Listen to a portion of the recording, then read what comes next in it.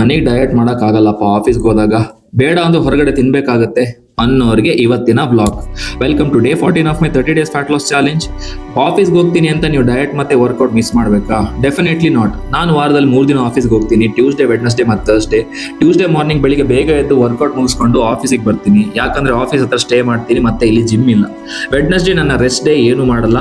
Thursday office ಮುಗಿಸ್ಕೊಂಡು ಮನೆಗೆ ಹೋದಾಗ ಆಮೇಲೆ ಜಿಮ್ಗೆ ಹೋಗಿ ವರ್ಕೌಟ್ ಮಾಡ್ತೀನಿ. ಸಂಡೇ ಕೂಡ ಒಂದು ರೆಸ್ಟ್ ಡೇಗೆ ಇಟ್ಟಿದ್ದೀನಿ ರಿಕವರಿಗಾಗಿ. ನೀವು ಕೂಡ ನಿಮ್ಮ ಟೈಮಿಂಗ್ಸ್ ಮತ್ತೆ ಕನ್ವೀನಿಯನ್ಸ್ ಪ್ರಕಾರ ನಿಮ್ಮ ವರ್ಕೌಟ್ನ ಸ್ಪ್ಲಿಟ್ ಮಾಡ್ಕೊಳ್ಬೋದು. ಸೊ ಈಗ ಡಯಟ್ ಬಗ್ಗೆ ಹೇಳಬೇಕಂದ್ರೆ, ನಾನೇ ಮನೆಯಲ್ಲಿ ನನ್ನ ಫುಡ್ನ ಕುಕ್ ಮಾಡ್ತೀನಿ, ಮೀಲ್ಸ್ ಮೊದಲೇ ಪ್ಲಾನ್ ಮಾಡ್ತೀನಿ, ನನ್ನ ಫುಡ್ನ ನಾನೇ ಪ್ರಿಪೇರ್ ಮಾಡ್ಕೊಳ್ತೀನಿ. ಆದರೆ ಕೆಲವೊಮ್ಮೆ ಆಫೀಸ್ ಫ್ರೆಂಡ್ಸ್ ಜೊತೆ ನಾನು ಔಟ್ಸೈಡ್ ಫುಡ್ ತಿನ್ಬೇಕಾದಾಗ ಸಿಚುವೇಶನ್ ಬಂದಾಗ ನಾನು ಜಾಸ್ತಿ ಓವರ್ ಥಿಂಕ್ ಮಾಡಲ್ಲ. ಒಂದು ಔಟ್ಸೈಡ್ ಮೀಲ್ ತಿಂದ ಮಾತ್ರಕ್ಕೆ ನನ್ನ ಇಡೀ ವಾರದ ಡಯಟ್ ಹಾಳಾಗಲ್ಲ. ನಾನು ಗಿಲ್ಟ್ ಕೂಡ ಫೀಲ್ ಮಾಡಲ್ಲ, ಯಾಕಂದ್ರೆ ನಾನು ಕೂಡ ನಿಮ್ಮ ಥರನೇ ಹೊಸ ಹೊಸ ಫುಡ್ ಆಪ್ಷನ್ಸ್ ಎಕ್ಸ್ಪ್ಲೋರ್ ಮಾಡಿ ಟ್ರೈ ಮಾಡೋದು ನನಗೂ ತುಂಬಾ ಇಷ್ಟ.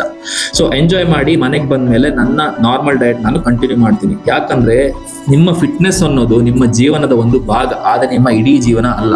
ಲೈಫ್ನ ಎಂಜಾಯ್ ಮಾಡ್ತಾ ಕೂಡ ನೀವು ಫಿಟ್ ಆಗಿರ್ಬೋದು, ಆದರೆ ಪರ್ಫೆಕ್ಟ್ ಆಗಿರ್ಬೇಕು ಅಂತ ಇಲ್ಲ. ನೀವು ಕನ್ಸಿಸ್ಟೆಂಟ್ ಆಗಿದ್ರೆ ಸಾಕು ಅಷ್ಟೇ. See you on day 15. Bye bye.